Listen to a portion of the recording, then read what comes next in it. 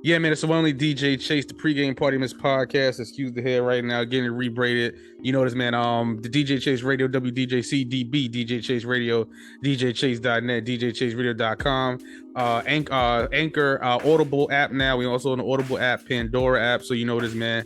But enough of all that. We got the one and only, my guy, Tampa's New York Zone, Pusha Preme was popping. What's going on, man? How y'all doing, man? Ain't nothing, man. How you feeling today? Glorious day, alive, well, busy. We just left the DJ summit with the Fleet DJ, so that was cool. Yeah. A panel with Fresher, Goody Mob, Drummer Boy. There was like so many people. It's ridiculous. It's fucking crazy. That's what's up, man. You got some good network. You got some good pictures in. Yeah, and I got some good networking. It was online, like a Zoom call, so it was kind of dope to kind of like, do that, because I'm so used to doing that since COVID. Like everything I've done, otherwise, has always been like this digital aspect. So it's like it's the norm to me. Copy. All right, man. Well, like I said, Multi-Billboard Award, iTunes Award winner. You know this. He got the big plaque right there. Number 16 on Billboard. You know what it is.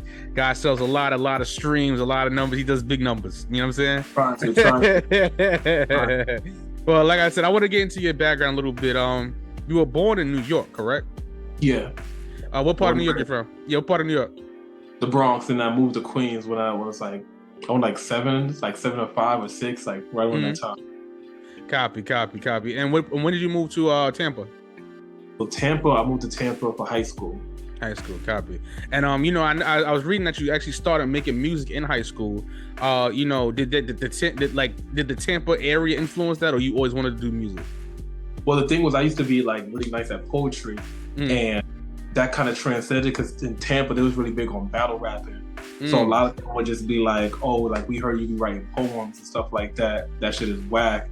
We battle around here," type shit. And that's when like Miles was popping, Miles was popping. So like that style of 106 and Park was popping. So like that's when kind of just started transcending to that aspect. So that I would like, try to formulate it so that by the time the next day came, lunchroom battle came, it was my turn. I made sure that like had my thing memorized, rehearsed in the shower and all that. So that's kind of like what transferred over. And then then I just started, just wanted to make songs. I just wanted to make something that was like, because I was already repeating the lyrics already, but we have no hook. So, when we were like making music in my man Vaughn's crib, that's all to was our music. And then I was like, you know what, we should like really like go hard with this, because I was already making shirts, I was already making shoes, I was already like taking the Gucci prints and put them on jerseys. I was already doing stuff like that. I was like, yo, we should make our own fucking like music, like, and then pass it out in school. So we went to All Music. We got an LLC back then as well too. Wow. Okay. And, that's when things just started kind of like progressing without us even knowing. Yeah, that's crazy. And I was also looking at it too. Like, I seen that you like the underground Bay Area sound. Who from the underground? Like, who from the Bay? Because I'm a big Mac Dre fan. Who Drew Down. You know what I'm saying? That sound. Who influenced you from the underground Bay Area scene? Excuse me. For me, I would say, I don't know if you guys remember this kid named Blue. Blue. Yeah. He was on the freshman cover. So Blue was so dope to me. Of course, Kendrick. Yeah. From like back when he was doing the tape from like when he was like mimicking Wayne a little bit. Like those two were definitely like big influences on me, because they just had very like different styles of rap. It was like life rap. You know what I'm saying? It was like I'm not a gangster, but I'm not Nas either. But like, here's my life, and they was really good at storytelling. Yeah. For sure. What's crazy? I never even knew Blue was from the Bay Area. I always thought he was from like New York or something. I never knew he was from the Bay Area. Yeah, he is very New York, his persona. But then when you hear him talk, he starts hitting you with the accent. You're like, oh, okay. Oh, okay, that's why. I got you. And let me see. Oh yeah. So when did you exactly say, okay, you know what, I'm gonna do this professionally? Like, you always just say, you know what, in high school, I'm gonna just do it. I'm gonna be all in. Nah. It was more so it was more for a click. Like when we go to the basketball courts, we want to hear our music and stuff like that. You know what I'm saying? Yeah. Everyone had like mixtapes out, things of that nature. So we enjoyed freestyling on the beats that we like listening to and stuff like that, and then like making relatable comments, stuff like that. For me, it's not until I moved back, because I moved back to New York after I went to Mississippi for college. So when I moved back down here, that's when I was like, I'm gonna do it for real this time, because we already did it for real in New York. We got really far. We did shows at SOBs, We did Maria Davis. Yeah. Wednesday, we had another company that we was with that we started up called King's Legacy. That was the label that we started up. So we was already doing it like on a super for real aspect. So coming to Tampa, it was like all or nothing because I had left New York to come here to be with my kid. And I was like, all right, if I come back here and I restart, I can't like be this like a normal pedestrian kind of thing. You know what I'm saying? I left with this hiatus. Then they see me in New York, like traveling down somewhere, so I got to keep it going. So I would say like around like 2016 is when I was just like, all right, like let's go. Go all in, copy. And now your first record that I found on streaming was a song called Flex Winner. And ever since then you've been putting So I tell you, I do my job, I do my due diligence. So Flex Winner, but I wanted to ask you this, right? I don't really see like full projects. I see all like every song is a single. Like, is that on purpose? Like, you did it on purpose, or no? The project that they came. So in the beginning, what we was trying to do is kind of like the Russ mentality, like drop singles because people enjoy singles. Because I just feel like if you want to like understand my music, I got to give it to you in bite size. You know what I'm saying? If I give it a whole project, you're probably going to listen to like 2 or 3 songs. But we drop projects. We drop Time. There's Blame the Skies. There's oh my goodness, Time, Blame the Skies, From My Waters Being Blue, Before I Say I Do, Red October, and Hate to Say Goodbye. Copy. And now I want to ask this question. I have to ask the mask. You are a man of the mask. Why did you start wearing a mask? I don't know if anybody's asked you this, but like, what's the symbolism behind this? I get asked a lot. So for me, it was just basically I just wanted to be able to like coexist in both worlds. I didn't want, because like I'm so used to being an artist full time. I missed a lot of on like being like a real life, a human person. Yeah, I know what you mean, bro. I want to be able to just kind of like just be able to dabble in both. And I've always been creative, so it's just like I feel like it's just like my uniform, you know what I'm saying? And what was my stamp of approval, I was watching an interview with MF Doom when I first moved to Tampa, because I used to be in the group, MF Doom used to be in the group. His brother died and my brother stopped making music. Wow. So I feel like he was like talking to me when I was watching that interview. He was like, yeah, the Metal Face Doom, I think it was other guy, did the gladiator mask and put together. I'm like, oh shit. I was like, oh cool, because when I moved back here, I was just gonna make music anonymously already. But I didn't know how I was gonna kind of like do it. So, then I just like I went on SD, just got a bunch of materials. I've always been a crafty dude. And then like every project or every single, I would just make a new one to kind of represent that project, and it just became a thing. Nice. And I wanted to ask you this too, like, you super like the how should I say it? Like the super independent artist in a sense. Like you have it just down packed. So like the same way I'm the super independent DJ, you're the super independent artist. So what's your favorite part about the music business that you actually like?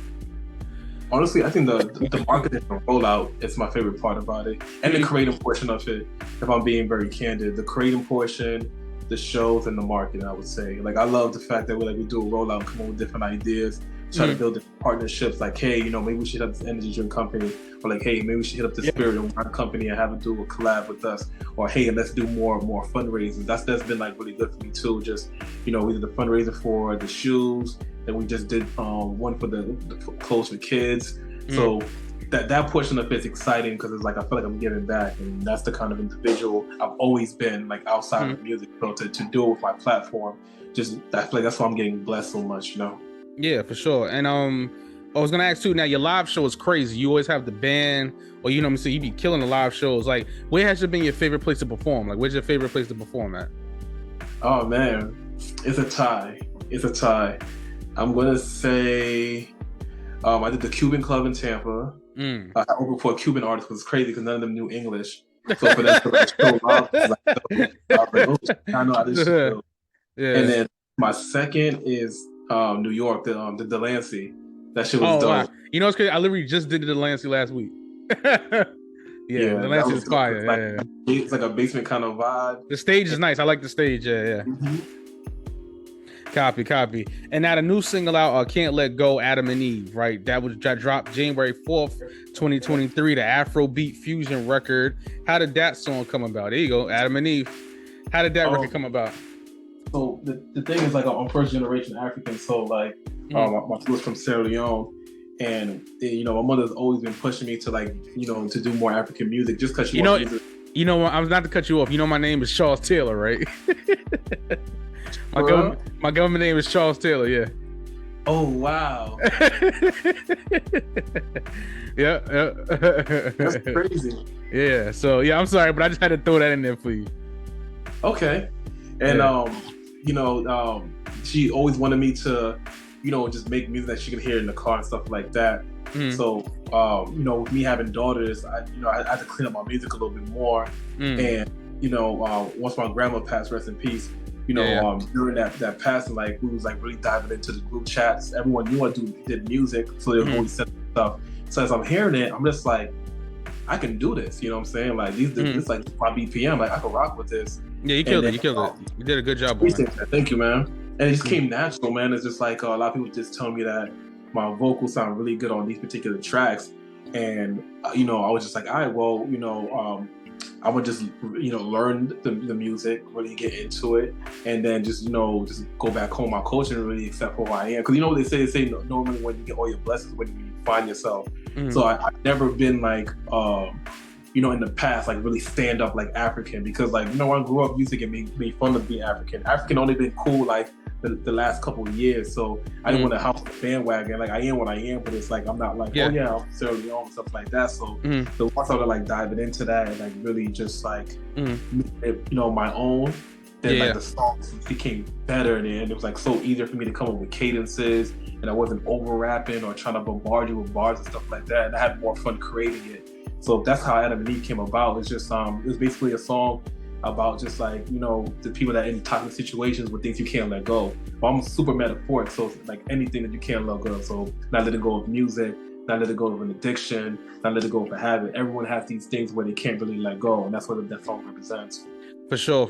And I want to ask too. I was gonna ask, do you produce your own beats from time to time, or you just have other people? I co-produce. So that's why I hate to say goodbye. It's so like, it's so near and dear to me, because that's the first album where I co-produced like 70% of the records. So I was so I call my man Cranky up, because Cranky he plays instruments. So I call him up and I just be like, yo bro, I got a cadence. So like for like a good example would be Beautiful Liar. I start like, yo, I got a cadence. You know, yeah.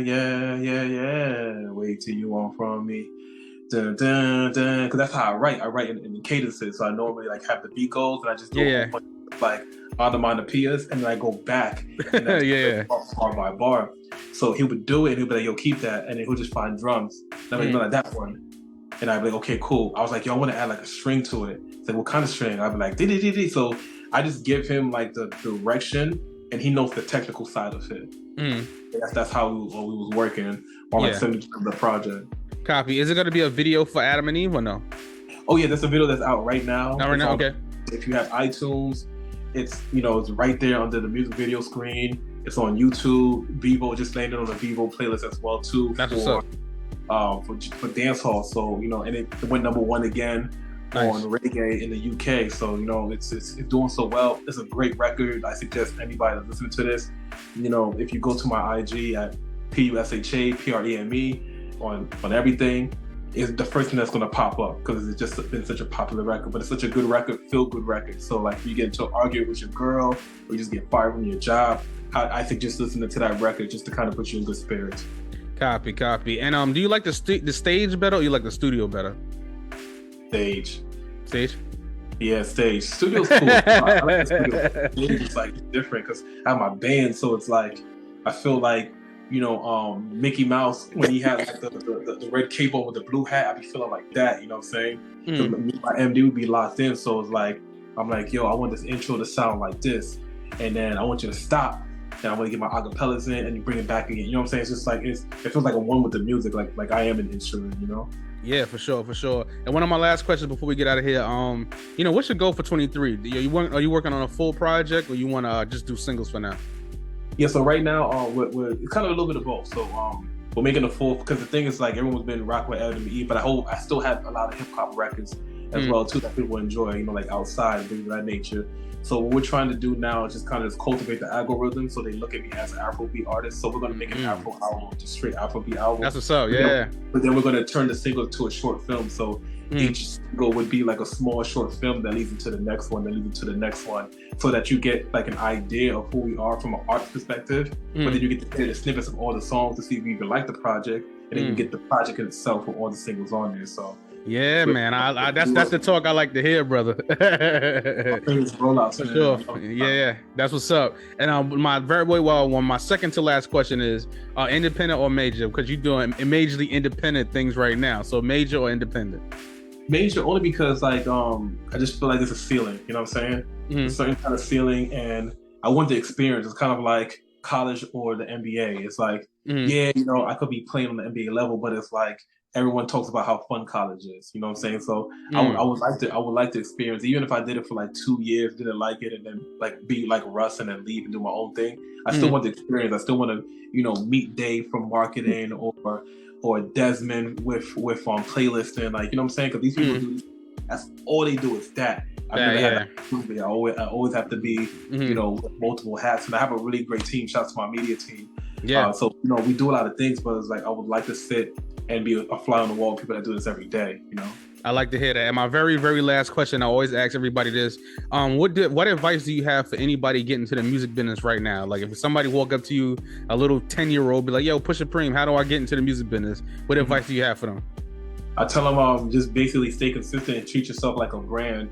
Like the best example I can give them is like, you want to be like bread in the bread aisle, right? So you have Wonder Bread, you have the store bread, you got White Owl, you got potato bread, you got wheat bread, but something has to make you stand out with the bread because they're all bread, right? But some taste better than others depending on preference. Some prefer other because it's being recommended, kind of like a cosign. But you want to make sure that your packaging is so defined that even if you have all these things here, you're going to want the person to want to try that. And then you want to stay consistent. So when they're taking the bread from the shelf, you want to make sure you have another bread there. So I think that's the key thing. Just look at yourself like you're in a grocery store, which would be the industry, and how can I stay here without selling out too much? For sure. There you go, man. My guy, Pusha Preme, man. Thank you for coming on. Where can people find you, and where can my producer send you beats? How can my producers lock in with you? Oh yeah, definitely. Email featuresforpreme@gmail.com or Queen V at Be The Voice. That's my manager. She has all the bookings and make sure that I make time to actually listen to it, because I get a lot of beats. We make my own, but it's like I have to make time to kind of hear other people, because like I'm a real collaborative person. You can find me anywhere. If you Google PUSHA PREME, something's gonna pull up. Hopefully something good that y'all rock with, and then just connect with me. I'm heavy on Instagram, heavy on TikTok, and Twitter as well too. Copy. You got any shows coming up?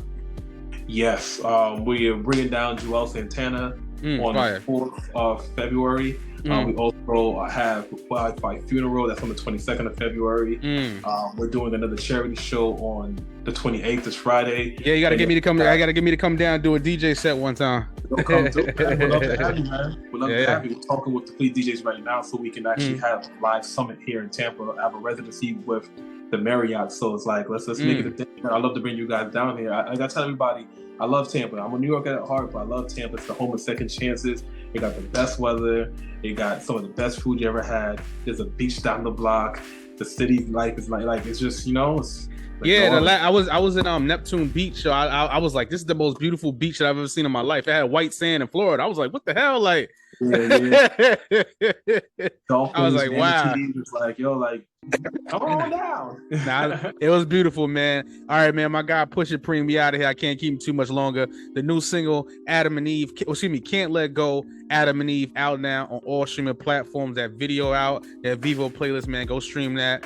The DJ Chase, the pregame party miss podcast, right here on WDJCDB, DJ Chase Radio. Get that merch, DJChase.net, the radio, DJChase.radio.com, Spotify podcast, Apple Podcast, Audible, Pandora, Stitcher, all that goodness. You know this, man. DJ Chase. Yeah.